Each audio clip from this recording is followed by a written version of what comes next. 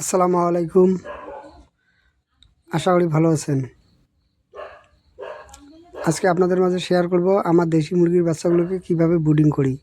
তো এখানে দেখতে পাচ্ছেন দেশি মুরগিগুলি রয়েছে। তো যদিও বা সব মুরগিকে একসঙ্গে দেখানো সম্ভব নয়, যেহেতু মুরগিগুলো আমি ছেড়ে পালন করি। তো এই মুরগির বাচ্চাগুলোকে আমি দুইভাবে ব্রুডিং করি।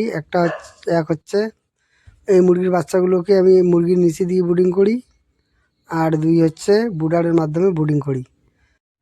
এখানে হয়তো অনেক ভাই আমাকে প্রশ্ন করতে পারেন যে দুইভাবে ব্রুডিং করেন কেন। তো তাদের উদ্দেশ্যে বলছি, যেহেতু দেশি মুরগি আমার কম রয়েছে, 15 থেকে 16টার মতো। তো যেহেতু সব মুরগি একসঙ্গে ডিম পাড়ে না, আবার একসঙ্গে কুচেও বসে না, তো এক এক সময় এক একটা দেশি মুরগি ডিম পাড়ে। তো যখন আমি 50টার বেশি বাচ্চা একসঙ্গে পাই, তখন আমি ব্রুডারের মাধ্যমে ব্রুডিং করি। আর যখন 50টার নিচে থাকে, তখন ওই বাচ্চাগুলোকে মুরগির নিচে দিয়ে আমি ব্রুডিং করাই। তো এক্ষেত্রে আমার অনেকটা সুবিধা হয়। এখানে যে মুরগির বাচ্চাগুলো দেখতে পাচ্ছেন, এই বাচ্চাগুলোকে আমি একসঙ্গে কোয়েল পাখির ডিমের সঙ্গে মেশিনে বসিয়েছিলাম এবং একসঙ্গে ব্রুডিং করেছিলাম। এতে আমার অনেকটা সুবিধা হয়, আলাদাভাবে বাচ্চাগুলোকে ব্রুডিং করতে হয় না। এমন করে আমি যখন হাঁসের ডিম মেশিনে বসাই, তো তখন আমি কয়েকদিন পরে মুরগির ডিমটাও মেশিনে বসিয়ে দেই। তো এটাই আমার কাছে সবথেকে সুবিধার মনে হয়। এক্ষেত্রে বাচ্চার কোনো অসুবিধা হয় না, মাশাআল্লাহ বাচ্চা অনেক ভালো হয়, সুন্দর হয়। এখানে এখন দেখতে পাচ্ছেন আমি কোয়েল পাখির ডিমের সঙ্গে মুরগির ডিমও মেশিনে একসঙ্গে বসিয়েছি। তো এই বাচ্চাটাকে আমি একসঙ্গে ব্রুডিং করব।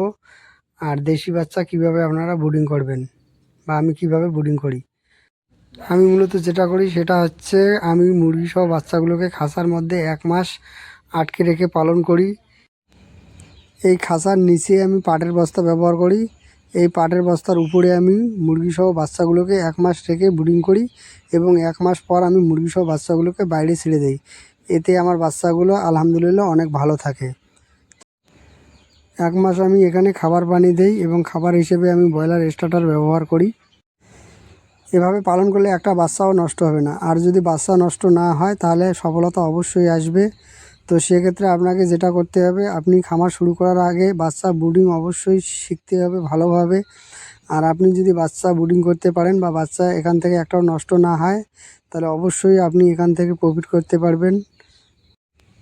মেন কথা হচ্ছে, এখান থেকে এক একটা বাচ্চাকে বাঁচিয়ে রাখাই হচ্ছে আপনার খামারের সফলতা। বাচ্চাকে বাঁচিয়ে রাখতে পারলে খামার বাঁচবে, নয়তো খামার শেষ। তো এতক্ষণ ভিডিওটা মনোযোগ সহকারে দেখার জন্য আপনাকে জানাই অসংখ্য ধন্যবাদ। দেখা হবে পরবর্তী ভিডিওতে। ততক্ষণ পর্যন্ত ভালো থাকুন, সুস্থ থাকুন। আসসালামু আলাইকুম।